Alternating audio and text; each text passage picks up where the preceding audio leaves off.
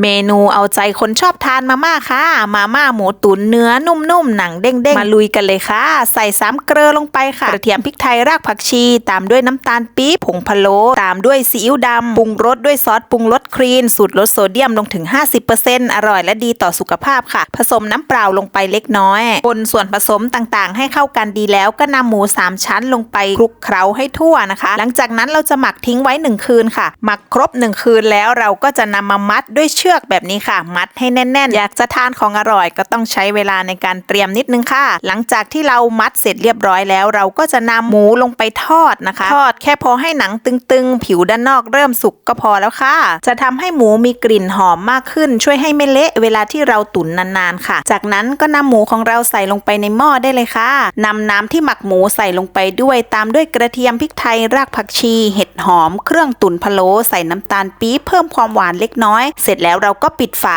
ตุ๋นไว้ประมาณ4 ชั่วโมงค่ะหอมกลิ่นพะโล้มากๆเลยค่ะสีสันหน้าตาน่าทานมากๆค่ะลวกมาม่าลวกผักเตรียมรอเลยจ้าหมูตุ๋นหอมๆเนื้อนุ่มๆหนังเด้งๆพร้อมเสิร์ฟแล้วค่ะราดน้ำซุปรสชาติกลมกล่อมอร่อยทานเข้ากับมาม่าและคะน้าฮ่องกงมากๆค่ะอีก1 เมนูอร่อยหยุดยาวนี้เพื่อนๆลองนำไปทำทานได้เลยค่ะ